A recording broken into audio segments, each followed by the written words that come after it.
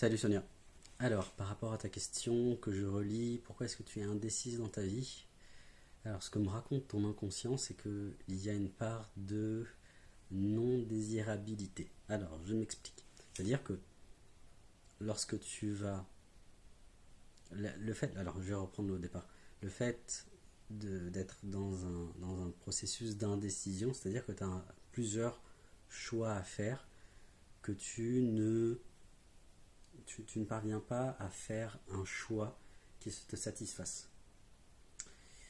Ça repose sur le fait de te sentir désirable ou pas. Lorsque tu sens qu'une action, qu'un produit, qu'un choix que tu vas faire va être désiré par les autres, lorsque tu te sens désirable, c'est là où tu vas avoir pleinement la capacité à ne plus être indécise, c'est-à-dire de faire un choix qui soit réellement de faire un choix tout court. Sauf que là, c'est comme si on te... La vie, toi, tu te, tu te coupes l'herbe sous le pied et tu t'enlèves tout recours au regard des autres.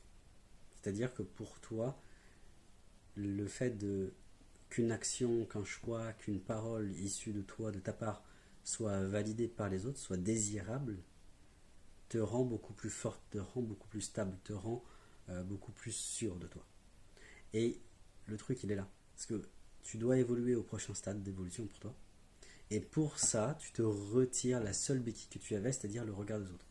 Le regard des autres. Et ce que je touche chez toi, c'est cette fragilité derrière cette indécision. Cette fragilité derrière ce dites-moi ce qui est bon, dites-moi que je suis désirable, dites-moi que je suis belle, dites-moi que je suis à ma place. Et c'est tout ça qui tourne derrière ta question. Et surtout derrière le fait que que tu es dans cette indécision, dans ce flou, dans ce brouillard.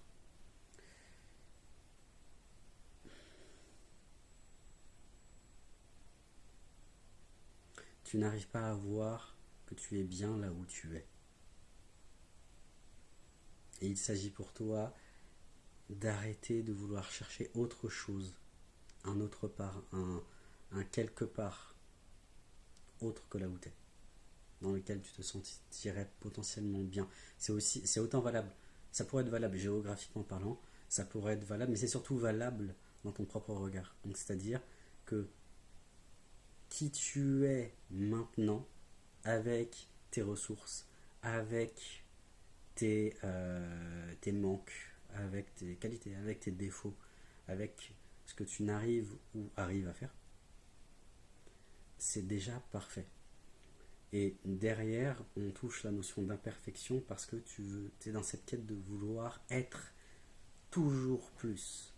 Comme si qui tu es, qui tu étais n'était pas parfait, n'était pas bien, n'était jamais assez bien. Donc tu es dans une quête d'infini de valeur. Tu cherches une valeur, la tienne, dans les yeux des autres. Et ailleurs que dans ton regard. Et donc c'est un chemin, quelque part c'est un chemin de validation que tu es en train de t'auto-valider.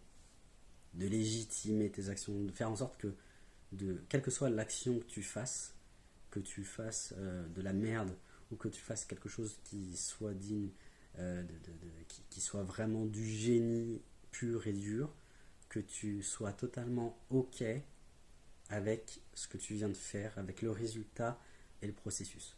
Donc la clé que j'ai à te proposer, Sonia, c'est de t'acclimater, t'accoutumer doucement à l'erreur, à ce que tu considères toi comme étant des erreurs, à ce que tu considères toi comme étant des échecs, à ce que tu considères toi comme étant une foirade totale. Et l'inverse est aussi vrai. La polarité inverse est aussi vraie. C'est-à-dire que tu t'accoutumes aussi à la réussite. Parce que toi, tu as des blocages dans les deux. Tu as beaucoup plus de mal d'ailleurs à aller, à aller vers ta réussite, donc c'est-à-dire à ressentir que tu as réussi, plutôt qu'à ressentir que tu fais quelque chose qui est mal, qui est un échec. Et sois à l'aise dans les deux mondes.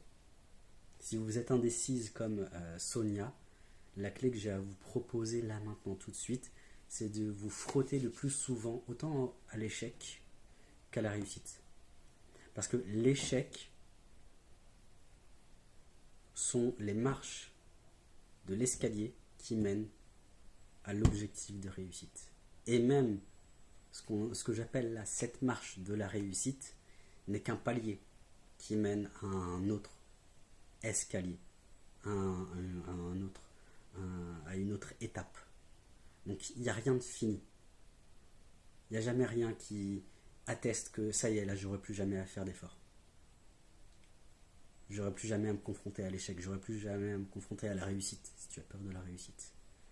Donc voilà, trouve des moyens dans ta vie thérapeutique, dans ta vie quotidienne, des petits jeux qui te permettent de te confronter, de te frotter à la notion d'échec, au ressenti j'ai échoué et au ressenti là je me sens pleinement complète parce que pour moi j'ai réussi.